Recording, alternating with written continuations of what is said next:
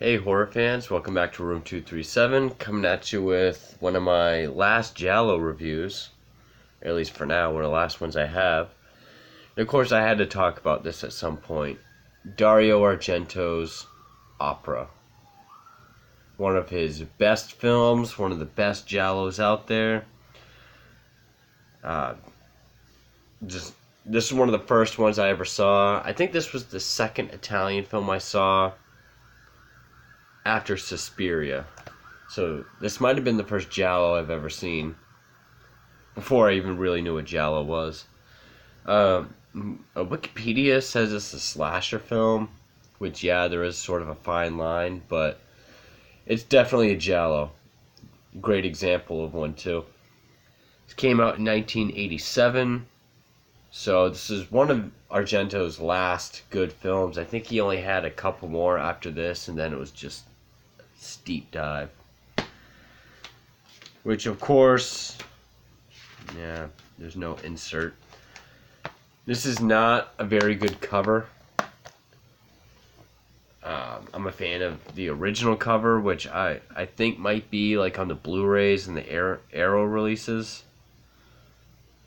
Which, yeah, that's a much better cover.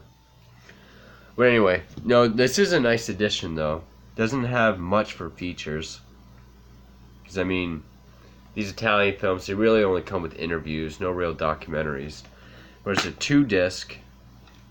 Yeah, see, the second disc has the cover on it. Disc 2 is the soundtrack, which is pretty cool. Really, at least by one of the composers, Claudio Simonetti, who I believe is a member of Goblin, who's composed a lot of Argento films. Other parts of the soundtrack was done by Bill Wyman of the Rolling Stones. And I want to get this band right, because I've never heard of them outside of this. Steel Grave, aka Gal. They have 2 songs, Knights of the Night and Steel Grave. Pretty fun sounding 80s heavy metal band. You know, when I first saw this, I was like, that sort of sounds like Quiet Riot. Which at first I thought the music, like Quiet Riot, kind of 80s heavy metal, didn't fit. But watching it again and knowing that, you know, Phenomena has Iron Maiden, which is my favorite 80s band. Fucking love Iron Maiden. It fits. You know, I actually like it. But yeah, this is also a limited edition of 30,000 copies. I bought this used for cheap. But mine is number 16,977 of 30,000. So that's kind of neat. Oh, this does have a documentary. All new 36-minute documentary featuring interviews with Argento, cinematographer, animatronics, composer, and stars Daria Nicolodi and Urbano Barberini. Yeah, of course, Daria Nicolodi is in this. She was in Deep Red, Phenomena, Tenebrae. So this would make at least 4 Dario Argento films she's been in. Now, I think I said in my Tenebrae review that was his most brutal and mean-spirited. That still might be his most mean-spirited, but this is his most brutal. It had been like 7 years since I've seen this, so I kind of forgot how brutal and bloody this movie was. This is intense compared to his other ones.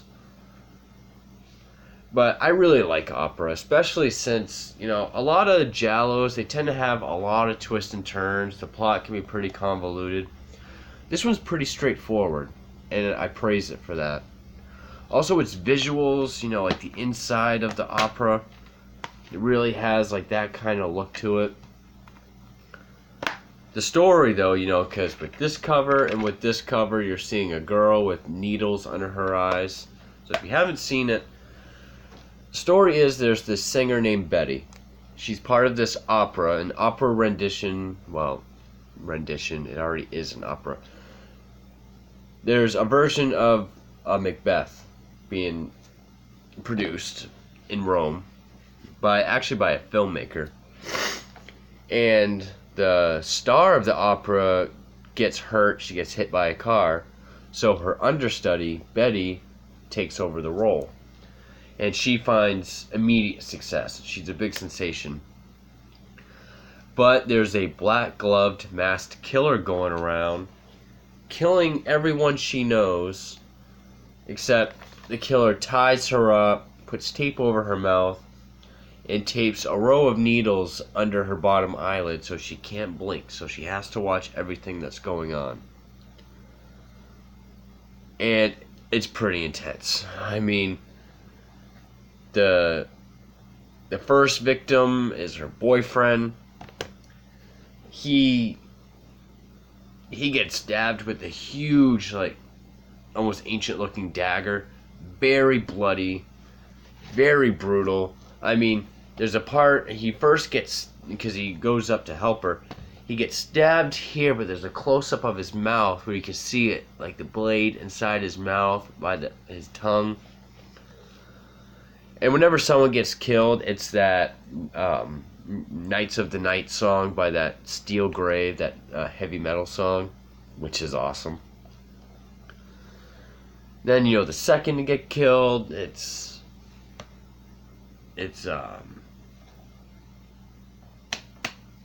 I was just trying to think of what she was. She's like the costume designer. Her death is pretty insane too. And just in case you haven't seen it, the person in this still, that's the scene from when the killer's revealed. So I don't really know why they would put that there. Kind of a huge spoiler, but I'm going to say spoilers before I reveal who the killer is. But yeah, when that costume lady gets killed, because Betty's costume has been ripped to shreds, so she has to fix it. And she finds a bracelet that doesn't belong there with like a name on it. And the killer seems to be after it. And, the killer throws like an iron at her. And then, she gets the upper hand. She takes his mask off. And before she can say to Betty who the killer is, because of course she's tied up again, he strangles her. And he realizes that she accidentally somehow swallowed the necklace. So he takes this big pair of scissors and it's up close of her face, and when he sticks the scissors in her mouth, you can hear the metal clanging against her teeth. Very unsettling. He can't get it, so he cuts her throat open. I mean, you hear it cutting through flesh and cartilage, and very raw sounding. It's great. He takes the necklace out. Also, there's a lot of crows in the play, and the killer kills a few crows. So the handler foreshadows early on that crows are very vindictive, and they can remember people's faces very well. I'm not a big bird fan. I would never own a pet bird, but I love crows and ravens. I think they're beautiful animals because they're all black. And the woman Betty, she suffers from nightmares about witnessing her mother being killed, and I guess her mother was very abusive. Her agent is played by Dario Argento, which great scene with her.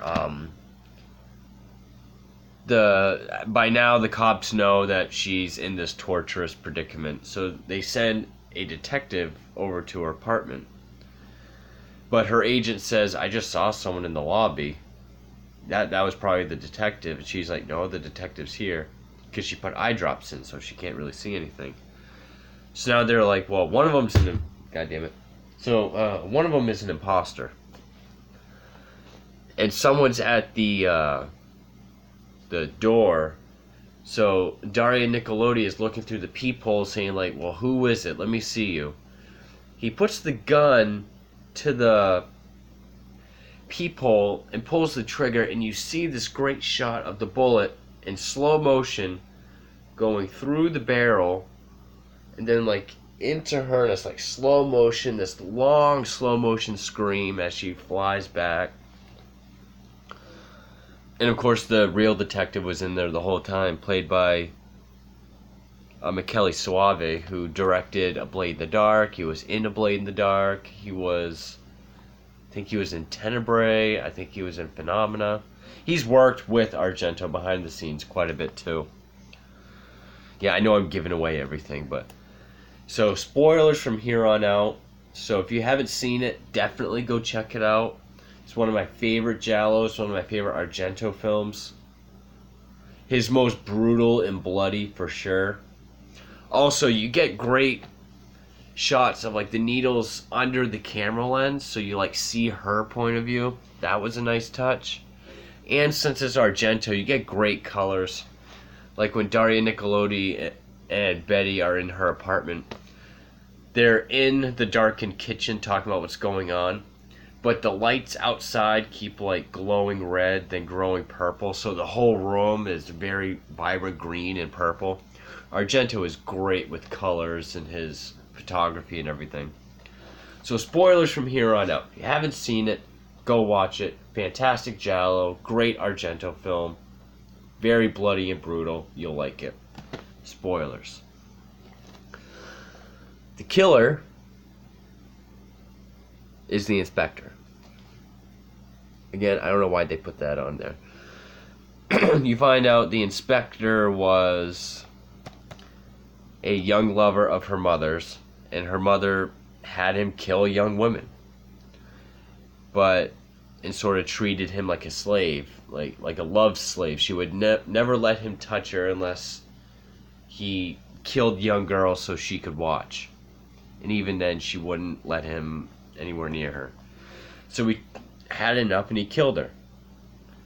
And then one night at the opera, he saw Betty, and it sort of awoke in all his emotions. So that's why he started killing and making her watch. Which, a lot of times in Giallos, when you hear the motive of the killer, it tends to be kind of silly, or you kind of really got to stretch to make it make sense. Here it made sense, Nice. I think this is a simple Giallo. This is a great one for beginners, even though it's one of the bloodier ones I've seen. Of course he fakes his death. Her and the director of the play make it away to the Alps. He shows up again. But then, she gets the upper hand. He gets arrested. Which I gotta say, this is one of those Giallos where the killer doesn't die, he actually gets arrested. And not only that, the movie actually ends. There's like a prologue and fade to black with end credits. It's not just freeze frame, end credits, just as soon as you figure out what happens. This was Argento's, one of his most successful films. And I will say, even though it's a more simple story, much more brutal, bloody killings. And yeah, for a Giallo to have the killer live is crazy. But then to have more story afterwards, like her finding solace and the screen actually fading to black, like a real ending. I was like, wow. Actually feels like a movie. I know Giallos are movies, but they always have that freeze frame, abrupt ending. Oh yeah. Also, because the way you find out that it's the inspectors, because earlier when they say crows are vindictive, they can remember faces. The director rigged this part of the play so at the next performance, the cage would come crashing through the stage. They'd let all the crows go, and they would sort of find who this person was and attack him. Which at first the crows don't do anything, so it's kind of like, well, that's embarrassing. Then the crows start flying around. You can get this great tracking shot of like flying up, swooping down, flying around people. And of course it's all rich people, and I guess they've never seen a crow. They're all ducking and screaming. But I just love that shot of the camera just flying around, get really low to people and whole rows of people. And when the inspector gets attacked, they peck one of his eyeballs out. They're taking chunks of skin and flesh out of his face. Looks great. But yeah, Opera is a really great Giallo. One of the first ones I saw, and it's still one of my favorites. Again, I'm a sucker for simplicity. And when you compare it to other Giallos, the story, you know, trying to follow all the different characters, the relationship of who they are with the main character, figure out who the killer is and what his motives are. This is a pretty simple story. That's why I say this is a great one for beginners. It just happens to be one of the bloodiest and most brutal, especially for Argento, which is saying a lot. But yeah, I really like this movie. I recommend it to any fans of Giallo, Italian horror, horror in general. I keep saying this every time I revisit an Argento film. I think this one is probably my favorite. I do like this more than Deep Red, Tenebrae. Phenomena, I really like the music more. I really liked Phenomena. But I don't know. This, as far as Giallos go, this one is definitely up there. Still one of my favorites. And revisiting it, I really enjoyed it again. So, Opera, very great Giallo. So for Room 237, thank you for watching.